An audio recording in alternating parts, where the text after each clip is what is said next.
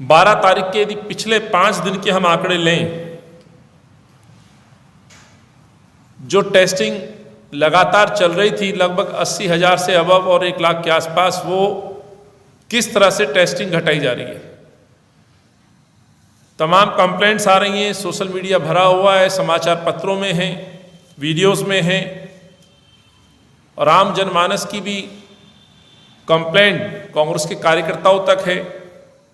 इसीलिए मैं आपसे शेयर कर रहा हूं कि लगभग 12 जनवरी से यदि हम आंकड़ों की बात करें, जो टेस्टिंग लगभग 1 लाख से ज़्यादा हो रही थी, 13 तारीख में वो लगभग 90-95 हज़ार पर ले आए। 14 तारीख को 79,578 टेस्ट हुए। 15 तारीख को 67,624 टेस्ट हुए। और अफसोस के साथ कहना पड़ रहा है कि 16 जनवरी को 65,621 टेस्ट हुए। ये दर्शाता है किस तरह से 1 लाख से 65,000 पे लगभग 40% की कटौती आपने टेस्टिंग पे कर दी। और बहाना बनाया जा रहा है सरकार के द्वारा। स्वास्थ्य मंत्री जी को जब हम सुनते हैं तो बड़ा अफसोस होता है, कहते हैं कि आईसीएमआर की गाइडलाइंस है।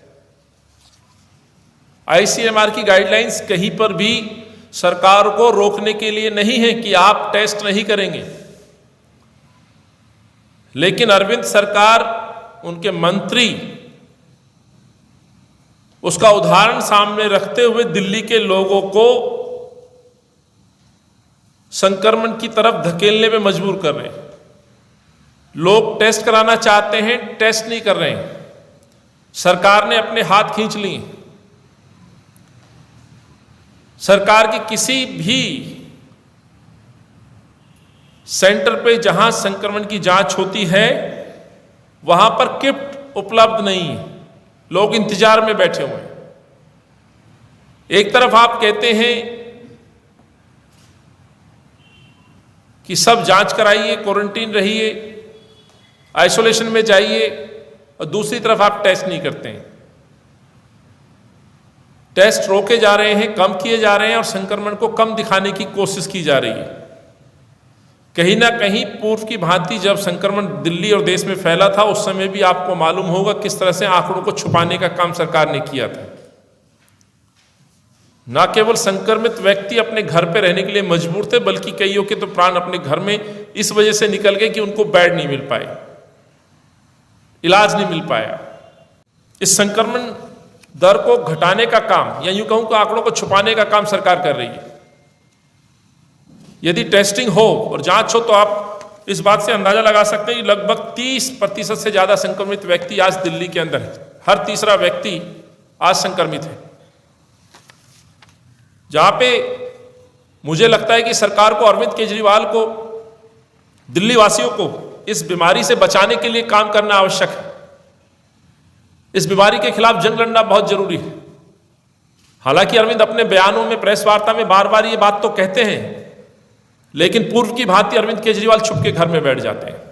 इस संक्रमण के खिलाफ जब उसको जमीन पर उतर के सड़कों के अंदर काम करना चाहिए, अस्पतालों में विजिट करनी चाहिए, जायजा लेना चाहिए, हमारे जो कोरोना योद्धा हैं जिन हालातों में काम कर रहे हैं उनका जायजा लेना चाहिए। इस बीमारी के खिलाफ जो जंग लड़ रहे हैं, ना केवल उनकी हौसला अफजाई, बल्कि उन कोरोना योद्धाओं, चाहे वो डॉक्टर्स हों, पैरामेडिकल स्टाफ हो, उनकी हौसला अफजाई के साथ साथ वहां की व्यवस्थाओं पर भी नजर रखनी चाहिए।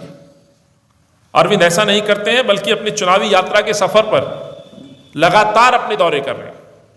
मैं एक आंकड़े आपसे शेयर कर रहा हूं साथियों कि अरविंद केजरीवाल दिल्ली के मुख्यमंत्री किस तरह से गंभीरता दिखाते हैं दिल्ली के प्रति। हर व्यक्ति कह रहा है कि दिल्ली के अंदर पूरी तरह से कम्युनिटी में स्प्रेड हो चुका है संक्रमण।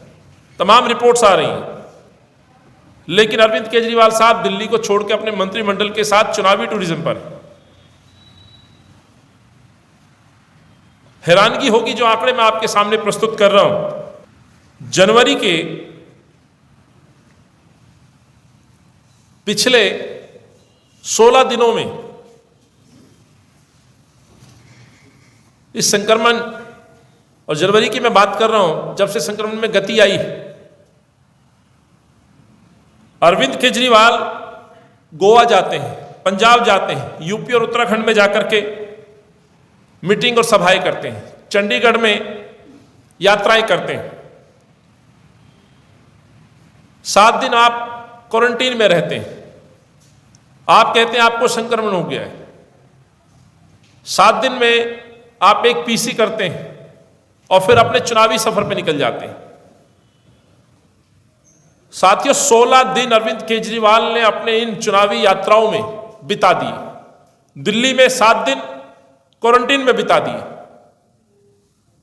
जहां आपको दिल्ली से संबंधित निर्णय लेने थे, संक्रमण के खिलाफ जंग लड़नी थी, आप अपनी यात्राएं कर रहे थे।